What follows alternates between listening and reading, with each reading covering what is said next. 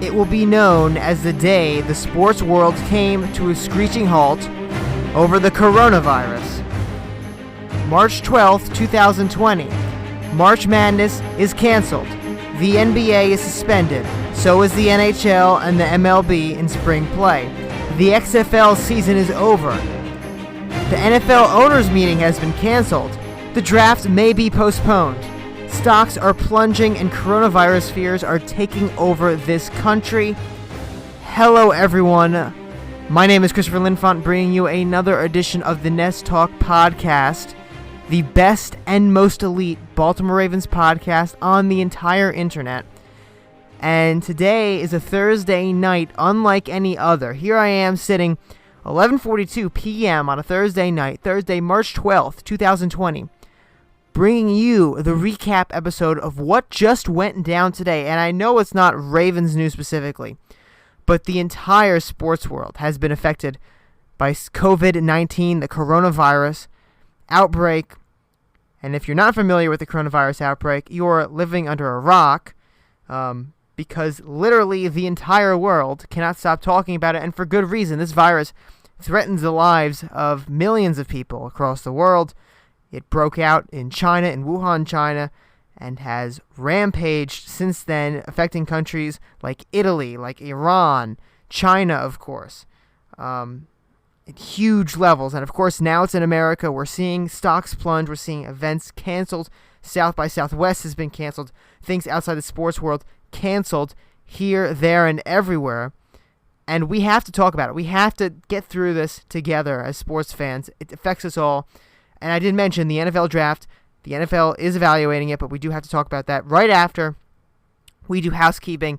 Now, if you're listening to the podcast, wherever you're listening to it, make sure you follow us, you rate us, you subscribe, wherever, iTunes, Spotify, YouTube, Radio Public, Overcast, wherever you are listening to this.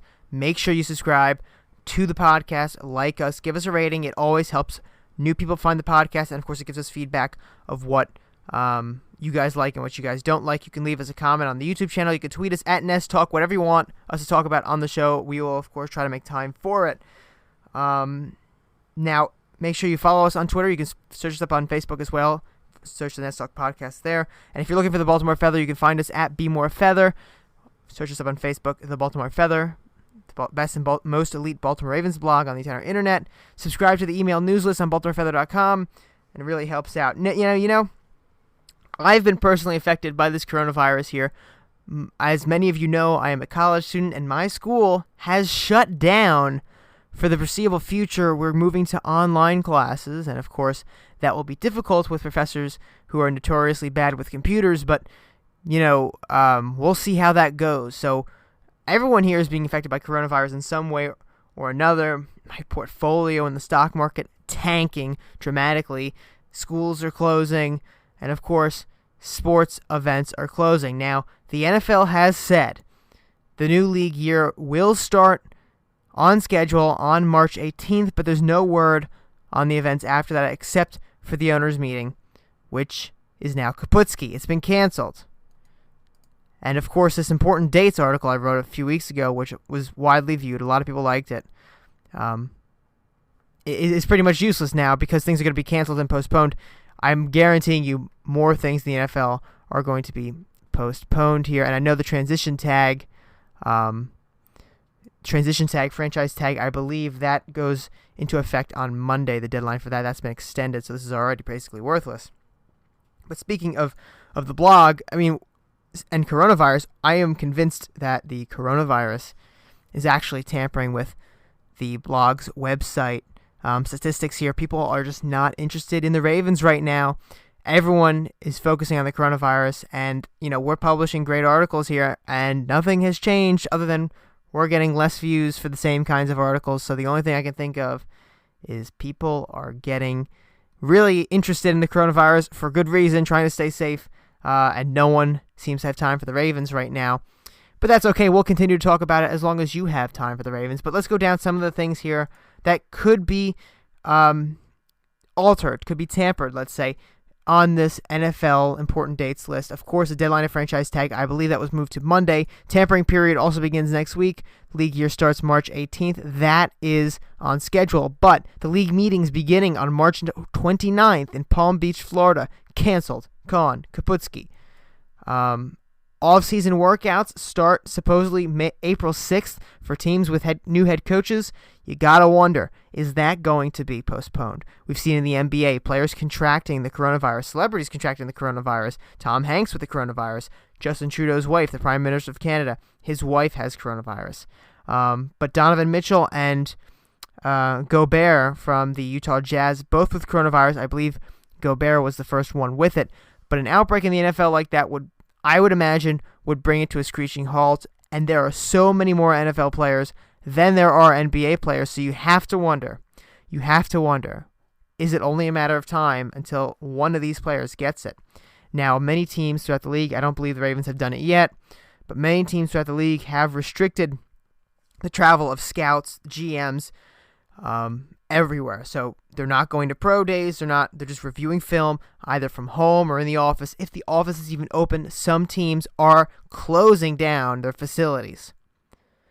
And pro days themselves have been canceled. I believe Michigan was the first shoe to drop on that list, and that is a huge issue for a lot of prospects. So the huge question is going to be whether the NFL draft is postponed.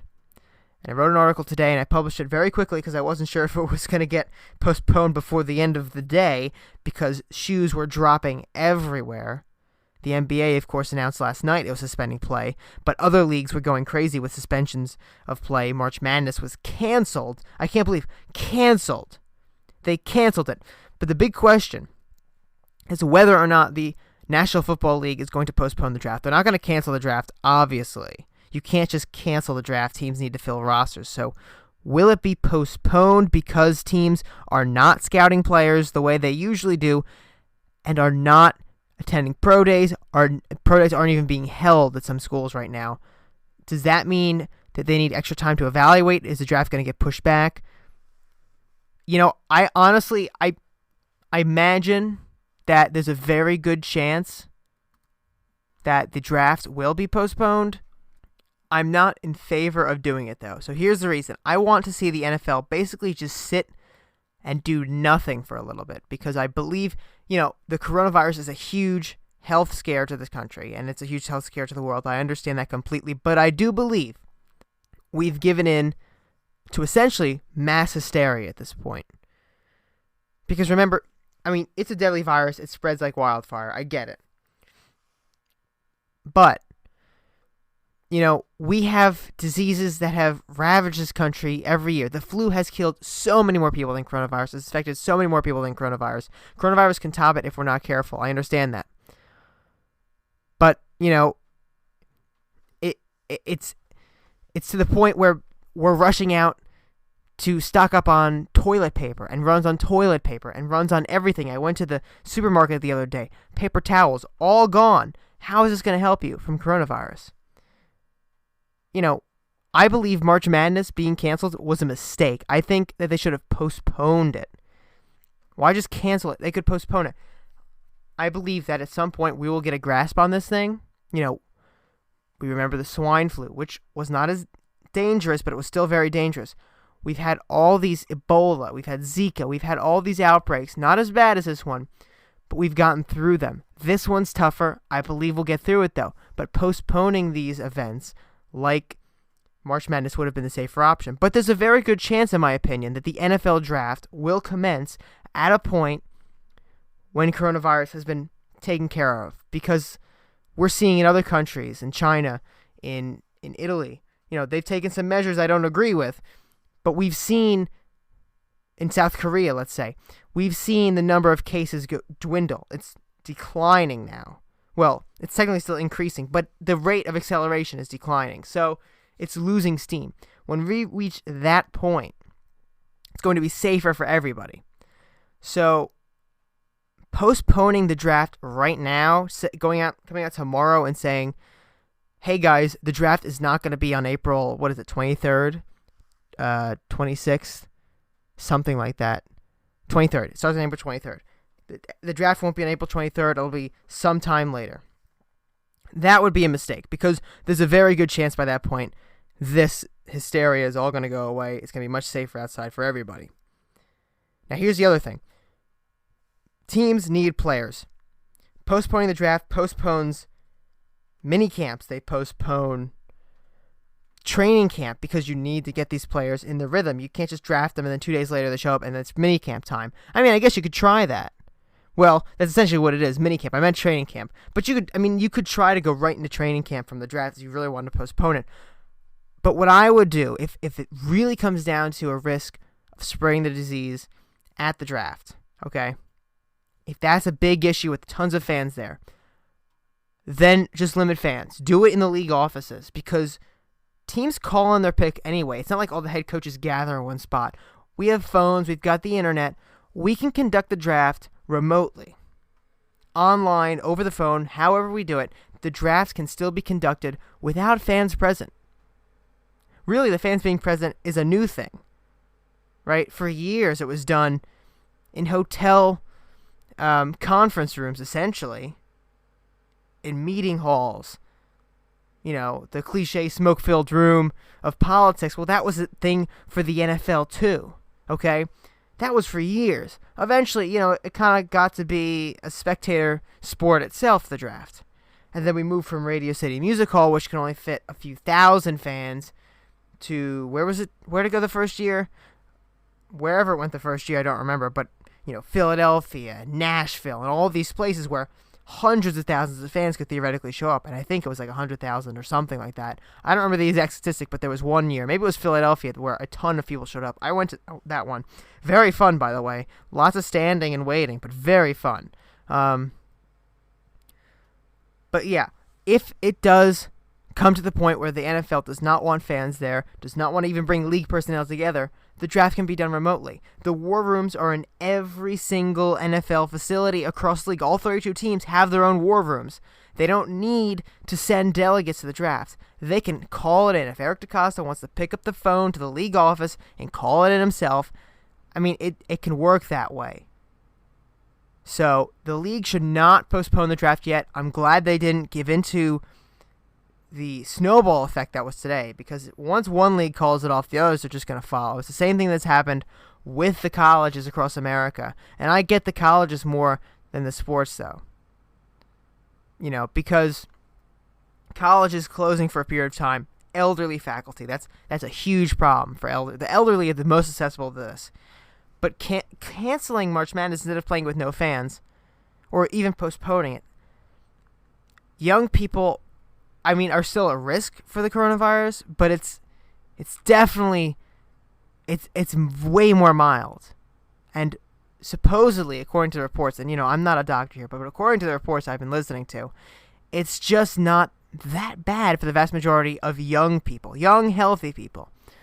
Of course, you would probably want to restrict fans into, let's say, March Madness, but you still could have played without fans. You still would have got that TV revenue. I mean, you're losing all the revenue now. All of it.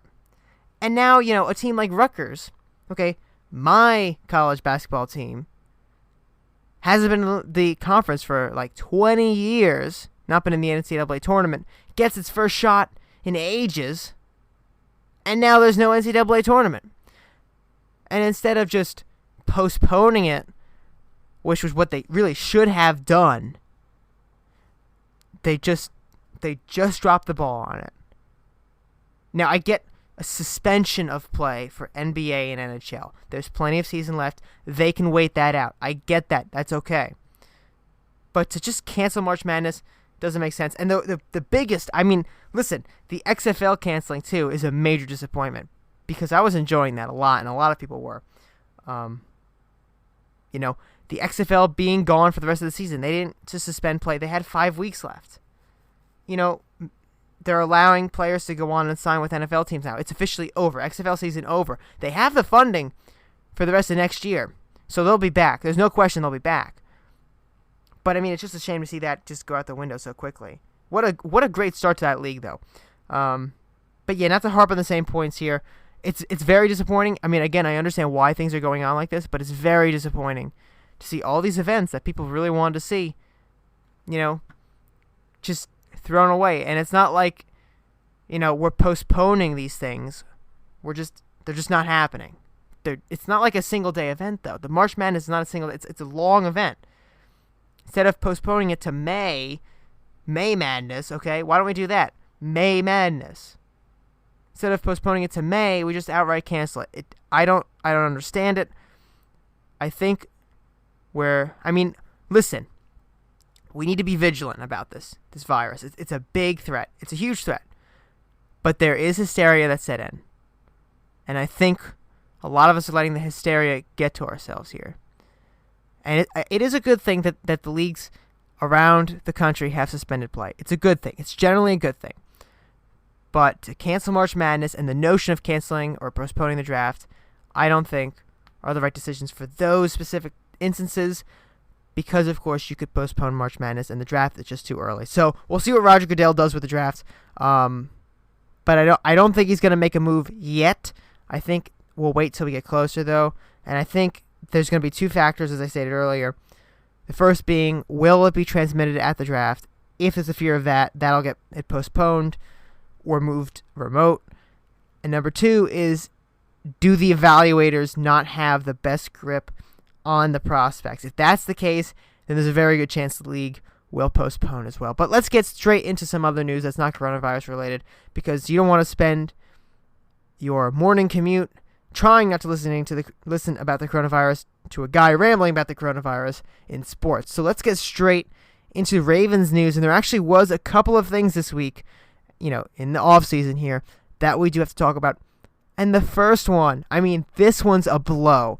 As first reported by Barstool Banks, believe it or not, he's been pretty good. Barstool Banks on Twitter has been pretty good breaking some Ravens things. But this, of course, stings. It's not a report you wanted to hear.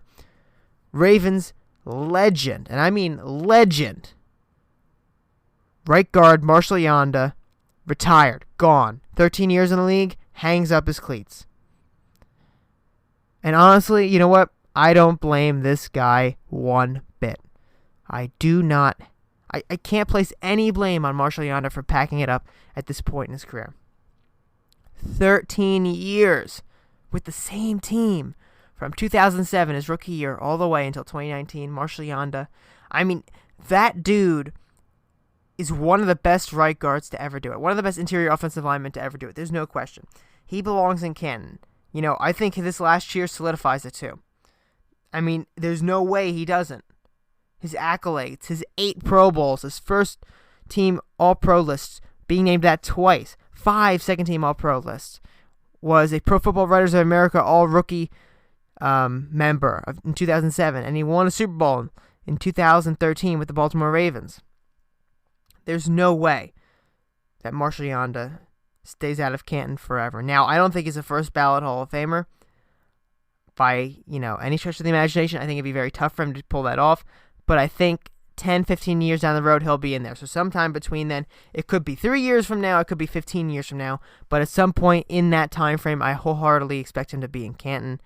Adding to the Ravens, very impressive run here with a bunch of potential Hall of Famers. We had one. We had Ogden in 2013. He was put in. Being a young franchise, you don't have a lot immediately. But how many Jacksonville Jaguars Hall of Famers are there? I bet you there's not many. So the Ravens being so young like this and getting Ogden, Lewis, then Reed. Now we're looking at Marshal Yanda and Terrell Suggs in the near future. That could be 5 right there, Hall of Famers for the Baltimore Ravens. That would be huge. But a huge part of Marshal Yanda's retirement, though, is what the heck are the Ravens going to do without him? Because honestly, being the best right guard in the league for a very long time, Marshal Yanda, is he even replaceable? Eric DeCosta joked around in that press conference, the retirement press conference, after he said that Marshall was going to join the Ring of Honor, by the way, but he's going to wait behind Billick, who is waiting behind Haloti Ngata, and then behind him will probably be Suggs and then Flacco, so it's going to be a very long waiting list for the Ring of Honor. But, Eric DeCosta was essentially joking, like, oh, if you've got a suggestion on how to replace Marshall, please let me know. Because, there is no plan. There's really, what is the plan? You cannot adequately replace this man. It just isn't going to happen. You can't just draft some first-round pick and expect him to play up to Marshal Yanda's level. It's just no way. I mean, there are tons of great offensive linemen in this draft, and I haven't had the time, with all the craziness been going on, to actually delve into the draft, and I'm getting a little annoyed because I haven't been in there. Hopefully this upcoming week, I'll be able to get into some drafts, prospect highlighting and whatnot. But, looking at the draft, the free agency, there's a lot of guys that we could bring in to, fill a spot in that way, replace, in quotation marks, Marshal Yanda, but you can't get the same caliber of player. It's going to be very, very difficult to do that. I mean, this dude went to 8 Pro Bowls in 13 years. He's been a stud. He's been one of the best linemen consistently every single year. And he's gritty. He was, one of those guys that you just wanted fighting for you in the trenches because he put the work in every single play, and he loved it. And, the Ravens have some really good bookends. They've got Orlando Brown Jr. at right tackle. They've got Ronnie Stanley at left tackle, who extension needs to be given to. Where's the Ronnie Stanley extension, Eric? Where is it? We need it. I want it right now. But we don't have it yet, so that's there. The guard position, what's really there? We've got Bradley Bozeman, who was he was meh at best this season. He had a lot of problems. I think he can improve. But he's really not the best guard on, he should not be the best guard on a team is what I'm trying to say. And right now, I guess he kind of is. Because who else we have? James Hurst, who I don't even expect to be on the Ravens this upcoming season. We've got Patrick McCarry, who filled in at center, but, maybe he's better at guard. We could put him at guard. You've got Matt Skura coming off the IR with that, what was it, a knee injury? He blew out his knee or something like that. Horrible injury. He was having a pretty good season, by the way. But he's going to play center if he's coming back, and that's an if because we got to see how he recovers from this injury. We just don't want to assume that. I hope he does. He was actually pretty good last year. Big step up. But, the Ravens are basically going from guard being a third, fourth round need to it being a second round need, maybe even a first. Depends on what goes on. Depends on if we get Vic Beasley, who I've been saying for a long time now, should be a Raven. Depends on if we franchise tag Judon. If we can lock up those edge rushers, maybe we take guard first round. If there's even a guard first round to get, maybe we go wide receiver first round. So the big three positions for the Ravens were inside linebacker, edge, wide receiver. Now there's 4 big positions: inside linebacker, edge, wide receiver, offensive line, specifically the guard, because tackles we don't need. We're not replacing Orlando Brown because the dude's amazing, and we're not replacing Ronnie Stanley because we're going to extend him as long as Eric DeCosta, does his job properly. We'll be extending him, and I wholeheartedly expect that to happen. But, I forgot to mention inside linebacker when I was talking earlier about potential moves here. What are we going to do at inside linebacker, okay? That's a big question. Do we draft one first round? Because we're missing the Ray Lewis, the C.J. Mosley of the defense. We don't have one anymore. I would have loved to have kept C.J. Mosley. It didn't work out. Do we sign one? Do we get Reggie Ragland, who would be an okay addition, but he's not Mosley. He's not Lewis. He's not Luke Kuechly, who just retired, by the way. Didn't he just retire? Yes, I believe so. So it's all going to depend what the Ravens do in free agency. I think the Ravens have the easiest holes to fill in free agency at the edge position because they could franchise tag Judon, figure out a long-term extension after that. If that doesn't work, they could always trade him. But I think Vic Beasley, there's some budget guys out there who actually would provide a lot of value for the Ravens, Beasley being one of those budget guys. That's going to be the easiest position to address in free agency. Inside linebacker is going to be kind of difficult. I don't know if the Ravens can spend money on a top guy. I don't even know what that market's really looking like. There's not really a lot of guys, when I looked at it, that impressed me enough, though. Reggie Ragland really is the only guy I thought of because Dominic, our contributor at the Ravens, at BaltimoreFeather.com here, mentioned that in the podcast, and I got thinking that would be a good addition. But there's no one to really dominate there. And wide receiver as well. I mean, I'd like it if Mohamed Sanu got cut from the New England Patriots. I'd love for the Baltimore Ravens to try to scoop him up. He'd be a cheap option. He'd be a prototypical big guy, and he'd probably fit well with Marquise Brown on the other side. Then we could maybe draft a receiver later in the rounds too, because it's a very deep class. Maybe Brandon Ayuke or whatever his name is, however you pronounce it. I'm sorry, I just can't pronounce these names. But someone like that might benefit us as well. But offensive guard, I mean, that's a huge need now because Marshall's gone. Because you're going to need a left and a right guard, basically either to develop or just someone else to plug and play in either of these positions here, because you don't want to have both your guards being the down spot for your offense here, because an interior pass rush could kill Lamar Jackson. I mean, think about that for a second. Lamar Jackson is really good when he has that split second in the pocket to either, do the handoff fake or fake the run himself. If he doesn't have the time, if he's being pressured from inside the pocket like that, and that north-south hole is being covered by these guys because our guards can't push them away, it's going to stop Mark Ingram. It's going to stop Gus Edwards from going at the middle. It's going to slow down the read option game. It's going to make things a lot more difficult for Lamar Jackson and the offense to move. So we need those guards. We need competent guards. Maybe Bozeman is the guy long-term at left guard, but who's going to be at right guard? Is it Ben Powers? We didn't see him at all last year. Maybe it is Ben Powers, because remember, they drafted him knowing Marshal Yanda could at some point retire.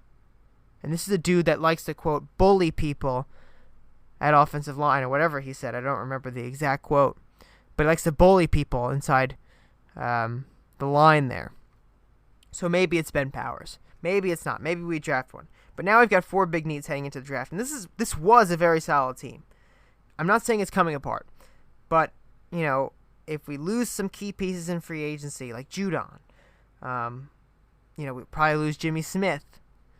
We'll probably cut Brandon Carr. I mean, there's going to be a lot of guys we'll probably be losing.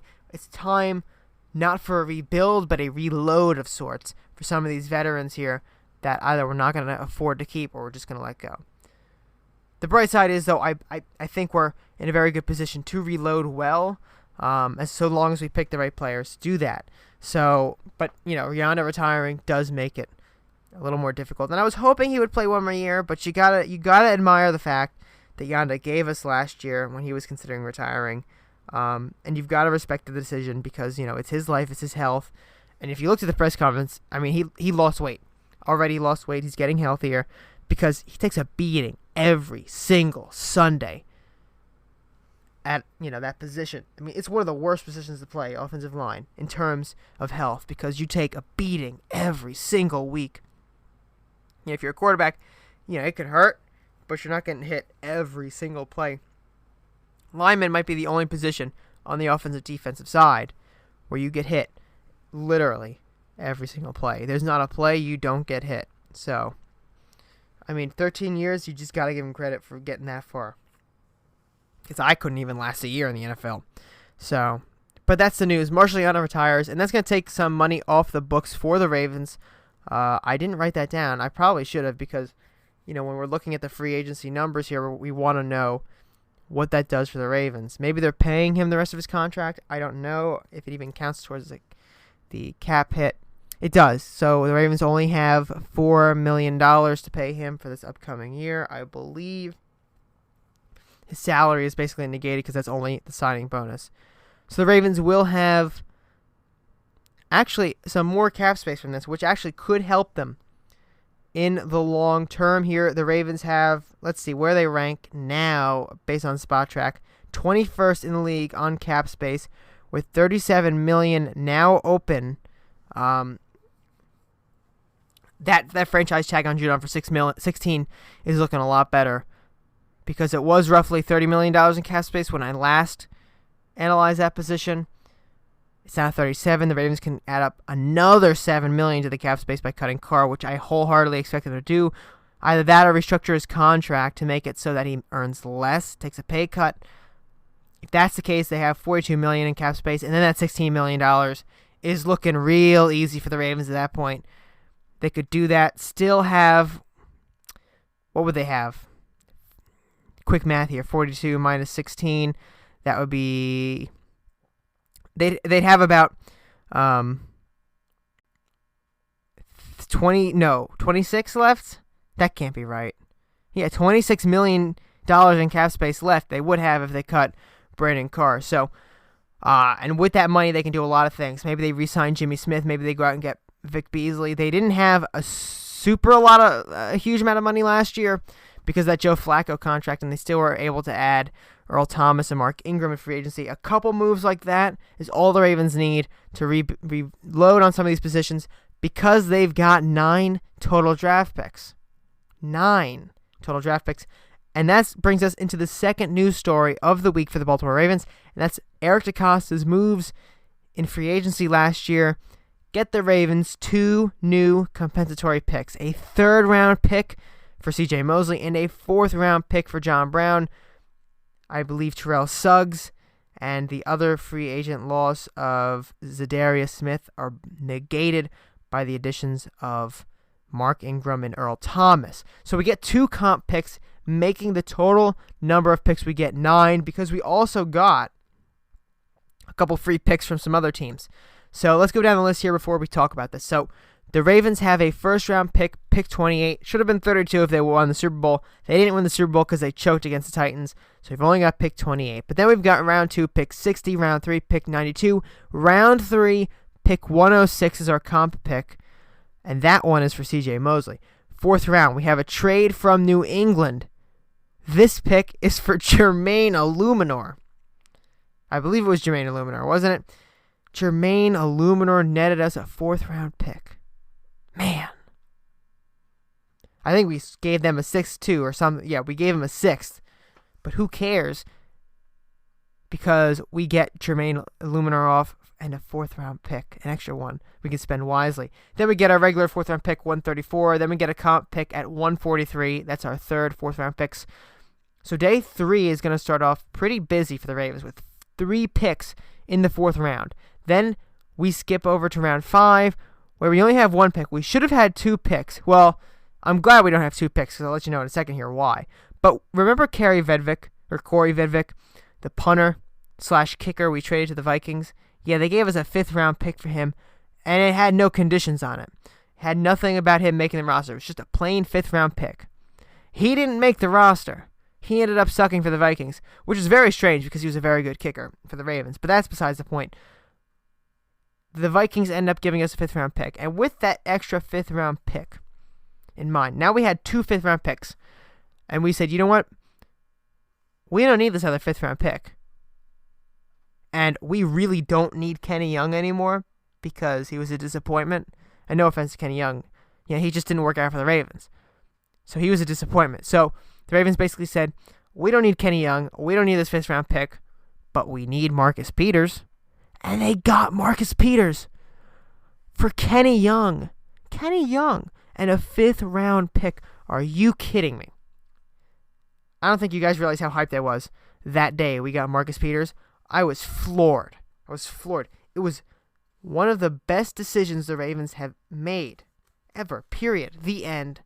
Semicolon. That's it. One of the best decisions the Ravens have ever made.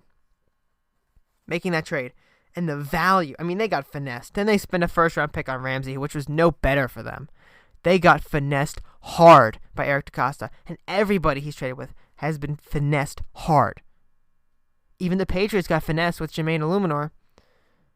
What was the point of that one? To get him off our books, to get a 4th-round pick, extra one. But for the Patriots, who knows? The Vikings got finessed by this dude, Eric DeCosta. This dude, Eric DeCosta, is going to land himself in jail for scamming teams. I mean, he's out here just making moves like crazy. So, we'll see what else he can do this offseason. Maybe in free agency next week. He's got something in store for us. I just can't wait. I can't wait to see what happens. So, we'll see there. And, then the trade to the New York Jets. That one is a 7th-round pick. I don't know where our other 7th-round one. I think maybe we just swapped it. But we got a better pick overall for Alex Lewis, I believe that was. And good for him because we just didn't need him. And I think it gave him a better chance with the Jets. I don't know what happened to him after the season. But great news for Eric DeCosta is he got a better pick from it. The Jets suck. They really suck. got a better 7th-round pick. So, again, just to recap here, round 1, pick 28, round 2, pick 60, round 3, pick 92, round 3, comp pick 106 for C.J. Mosley. Round 4, trade from New England for Jermaine Illuminor, 129. Round 4, 134 original pick. Round 4, 143 compensatory pick for John Brown. Round 5, 171 from Minnesota for Kari Vedvik. Round 7, 225 pick from the New York Jets for Alex Lewis. And here's the thing about the comp picks. For those of you that are kind of skeptical about the strategy here, it's worked tremendously well with the Ravens. They've had some really good picks in those comp picks. And the cool thing about it is that the Ravens can also trade these. Now, this was added a few years ago. I don't remember what year. Maybe it was 2017 or something like that. But the Ravens can trade these picks. They used to be untradeable. But trading comp picks allows the Ravens to find better value and to use these picks. Now, the Ravens are the kings of comp picks. They're the kings. Since 1994, and I remind you, there was no Baltimore Ravens franchise in 1994, but since 1994, the Baltimore Ravens have accrued 52 draft picks, extra draft picks, in the comp pick formula. That's a lot of comp picks, to say the least. So, basically, since their inception, because we're not going to count 1994 or 1995. So that's 17 years from 1994 and 2020, counting the draft year. So in total, that's 15 years. The Ravens averaged 3.4 comp picks per year. Like, how on earth? Dallas is second with 43. They're tied with New England with 43, those two teams. We're ahead by 9 total comp picks. No one catches up to us. Ain't nobody catching up to the Ravens on comp picks. And, of course, it's a great strategy. And with the trade value, I mean, it just adds a lot. So the Ravens might trade up to get somebody. They might trade down, get more picks. Who knows? All I want to know is that the Ravens have some moves to make. And they make good moves. Now, let's look at some free agents here. Because free agency, it starts next week, in case you haven't heard. New league year starts March 18th. Tampering period begins the 16th, which I believe is Monday. So we'll see how it all goes. I'll keep you updated on BaltimoreFeather.com. We'll come back to this podcast after next week to recap the week in free agency, which is going to be popping. It's going to be a lot of moves. It's going to be fun. Now, SpotTrack isn't loading its free agent page, which is a little annoying because I was planning at looking at it for this podcast here. But let's look somewhere else. So, first of all, the Ravens free agents that I want to pay attention to here, because we've got guys that might leave the team. Okay? And I want your opinion. So let me know what you think about each one of these players here. Pending free agents. Why is it not showing me this? This is really annoying all of a sudden. So let's go to NFL.com because their working spot track seems to be down at 12:21 in the morning. Not sure what that's about. Not sorted by team here. Okay, well, let's just go with the flow here. So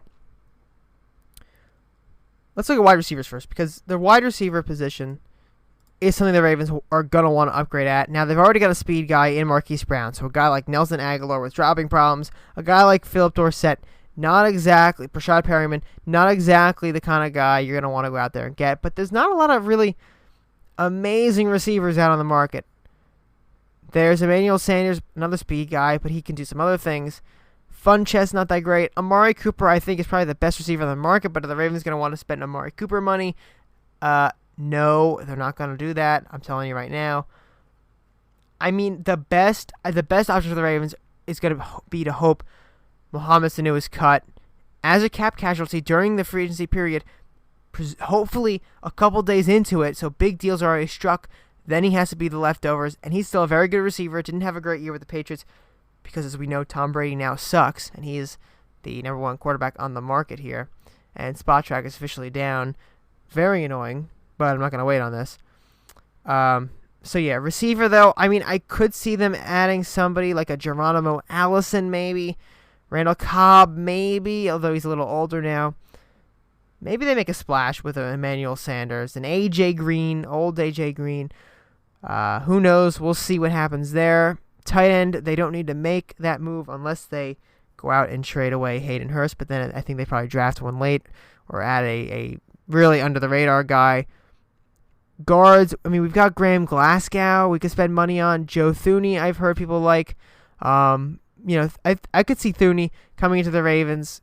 Glasgow might be a little bit more pricey, but we'll see. Looking at some of these defensive linemen here, the Ravens like to add defensive linemen. They've got a few that could potentially leave, like Michael Pierce. What happens to Michael Pierce? That's going to be a very good question. Can the Ravens even try to re-sign him at this point? I mean, they can always try, but is it going to go anywhere? I kind of doubt it. But Pierce is a guy I'd liked for a long time, so if they can somehow keep him, I'd like to see it. But honestly, I see him out the door at this point. So maybe they go in and try to get someone to replace him, but they're not going to spend a lot of money. I just don't see it. Malik Collins, I don't know about that one. Leonard Williams, don't know about that one either. Gerald McCoy, we tried it last year. It didn't work out. So we'll see there. Edge rushers, I love Vic Beasley as a discount guy. Maybe Dante Fowler could go lower on the market. A JPP, Jason Pierre-Paul. If we lose Judon, maybe bringing in some of that experience. That might work as well, but we should not go after Jadeveon Clowney. We should not be going after Shaquille Barrett. We should not be going after the guys that are going to cost too much. I mean, maybe Yannick Ngakoue could work, but he might cost too much. I don't think we should spend a whole lot on this position, especially because we have guys who are developing. Tyus Bowser took a big step. He went under the radar this year, but he took a big step for the Ravens. Had a lot more production under Wink Martindale this year than any previous year. And then also, don't sleep on the new guy, Jalen Ferguson from LA Tech. Very good at setting the edge against the run. I want to see him do a little bit more. I was really critical of him in college because he relied on the bull rush to do basically everything. But this year he strayed away from it. Setting the edge is something I saw him do this year that I really didn't see so much on the tape. If he can get better at rushing the passer with still setting the edge, he could be a Terrell Suggs-like guy. Because that was Terrell Suggs, one of his best qualities was wrapping up the rusher too. And, there's other connections to Terrell Suggs with Ferguson as well. Broke the sack record. Suggs' sack record in the NCAA. Of course, being drafted the year Suggs leaves. So there's a big question there. Linebackers, Christian Kirksey, he's been dealing with injuries over and over again with the Cleveland Browns, but he'll be on the market, will be cheap. Maybe the Ravens want to pick him up. Joe Sherbert, another guy from the Browns, could end up there. Cameron Wake's a pass rusher, so he's really not someone we're going to be looking at here. But really, I'm not really floored with the linebackers. Cornerbacks, maybe we add somebody on this market to replace Jimmy, but if Jimmy doesn't go high price, we can get him as well. And I'm not here sitting around naming prices because I've been very bad historically at doing that. The one thing I'm good at is evaluating wide receiver prospects. The one thing I'm really bad at is saying numbers for free agents, and it's just always wrong. I need to get better at doing that, so I'm trying to refrain from doing that. Safety, don't need a safety at all, really. There's no reason to do that. Some interesting restricted free agents that I could see the Ravens going after. None. None listed on here, at least, because Spot Track is down. Although Matt Skura is a restricted free agent, that's something I think we should wrap up. Matt Skura is a very important player, and I don't think we should let him go. I think, even though he's coming off injury, I think it'd be best if the Ravens can hold on to him. So let's look at some other rumors, though. I almost forgot about this. I'm interjecting this now. There is a rumor going around that Lamar Jackson's backup, Robert Griffin III, is going to be shopped around on the new league year. That's what's going around. Now, there's two things that could mean. Well, really three. If we add in that the Ravens think they can get serious compensation for him. So that's number one. That's obvious, though. The first thing is the Ravens this is both of them. The Ravens either have to be in love with Trace McSorley. I mean, they must see something that nobody else sees. And I love Trace McSorley. I think he's a great player. I think Trace McSorley at some point could start for another team in this league. Not the Ravens, because we got Lamar and we're set for a very long time with him. But I think Trace McSorley he's got that drive that not a lot of players have. And I think at some point he could start for a team in the league. The question is when and where. But it could happen at some point. So maybe they love Trace McSorley as a backup, which, I mean, it's not that far off. We didn't see him play really at all this year except for a single snap, which I was really angry about. Why didn't they give McSorley more time against the Steelers in a meaningless game? I don't have an answer. Nobody's got an answer for that. No one's going to talk about that. But I digress. McSorley, maybe they love him. It's either that or they love a prospect or 2 or 3 in the draft. And if the latter is the case, it's got to have something to do with Jalen Hurts. There's no other prospect, I think, that the Ravens would try to get if they're replacing RG3 than Jalen Hurts. And if that's the case, if the Ravens end up trading RG3 and drafting Jalen Hurts, then Trace McSorley is pretty much gone, because then there's no reason to keep him. Unless you're actually going to use him like Taysom Hill, which we have yet to do, there's no reason to keep him on the team. There just isn't. So, who knows at that point. But very interested to see how that works out. So that could be something that happens. Looking at the running backs position, I believe Gus Edwards is an exclusive rights free agent or something like that. I'm going back to these individual articles now because the spot track is still... we are up. Spot track is up. Thank you. So the Ravens free agents I want to look at. Obviously Tony Jefferson, because he got cut. Other free agents, let's go down the list. Andre Smith was extended. I think he'll probably be back at least for training camp. Brendan Kresslis you can count as basically, he's an ERFA, so maybe. Fish Smithson, an ERFA, exclusive rights free agent. And for those of you that don't know about exclusive rights free agents, what that means is the Ravens really just have to pay them the league minimum to keep them, and that's it. Only the league minimum is paid for exclusive rights free agents. So whatever that would be, I believe it's going to be like $600,000 for Gus Edwards. So he'll be back next year. They're just going to sign a check, and that's it. And it's a very low percentage of the cap space, obviously. Fish Smithson, I don't know. Maybe Matt Skura is a restricted rights free agent. Let's take a look at his market value. So we'll see what they place on Matt Skura. Whoa. Okay. SpotTrack thinks he's getting $10 million per year, factoring in Ryan Jensen's free agent salary, factoring in some other things here. $10 million a year is going to be a lot for Skura. If we lose Skura, though, this offensive line is screwed, because then we have no interior. So I imagine they're going to place a second-round tender on this guy. They've got to place a second-round tender. For what that would mean, the team signing him would have to give up, a second-round pick or something like that. But, of course, the Ravens have a chance to match any offer that is given to Matt Skura. So if it's under that $10 million and they just offer it, he's automatically back with the Ravens. So they're going to place a second-round tender on him. They're also going to probably match anything if someone tries to take him away, or just take that second-round tender. And, of course, they'll have to incur a higher cash penalty, I believe. I forget the whole second-round tender thing. Re-signing him is going to be a little bit riskier. He'd probably get paid more with that second. Matt Judon, obviously, a really questionable what's going to happen here situation. SpotTrack estimates he'll get $16.3 million per year somewhere. Dang, that's a lot of money. That hurts. That hurts a lot.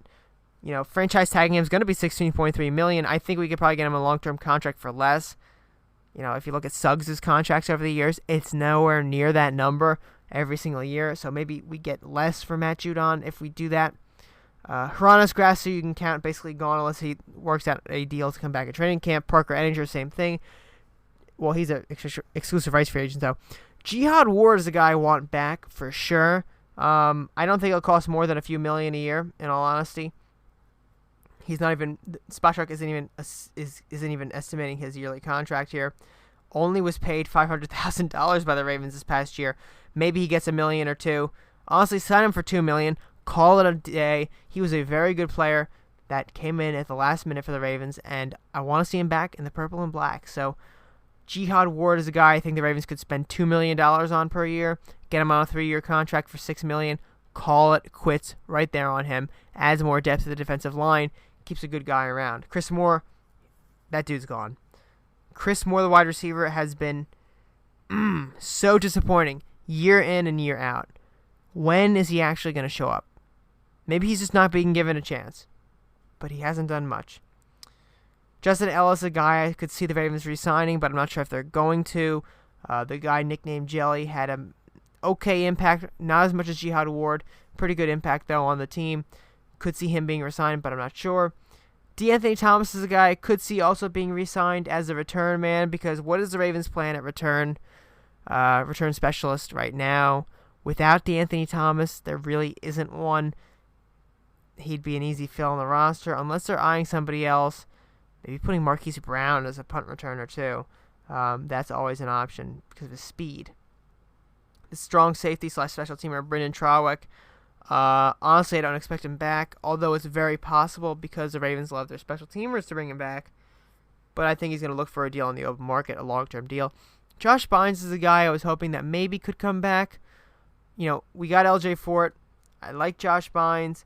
I also like Patrick Onwuasor. If we got to take between the two, Onwuasor might be the guy, although he's probably going to be more expensive. SpotTrack estimating Onwuasor is going to earn a $4.8 million salary somewhere per year.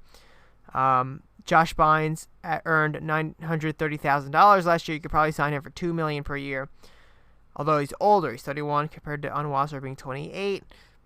So there's a lot to think about there in that one. Although Josh Bynes was more productive, in my opinion, than Patrick Onwuasor, although Onwuasor was still integral to the defense, Josh Bynes was kind of the stopgap that came in and fixed things when Onwuasor couldn't really pull it all together himself.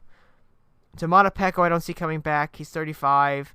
I just don't see him coming back. If you have the chance between Ellis and Peko, you got to go with Ellis. Pernell McPhee is a maybe. I mean, it's possible the 31-year-old could come back, although he's coming off the IR. Maybe the Ravens don't want to deal with that injury situation again, but it's very possible. Anthony Levine is a guy I hope is brought back. We don't have to pay him much. $1.5, $2 million per year. We'll see how that goes. I think that they could probably get him back for somewhere around that number. Seth Roberts is a guy I want to see back too, wide receiver. Although, he made $2 million last year. SpotTrack is estimating that he'll be making $7.1 per year after this year. I have no idea. That one's weird. That one's really weird to me. They're saying he's close to Tyler Lockett, Albert Wilson, Paul Richardson, Kenny Stills. I mean, Paul Richardson was overpaid for sure. A lot of these guys were paid way too much money. But 7.1 for Seth Roberts. If that's what he's going for, let him make his money somewhere else because we can't pay that. No way. Michael Pierce, we already talked about him. His market value on SpotTrack, it's hot. It's hot. I mean, it's 4.7. It's higher than maybe the Ravens are going to want to pay.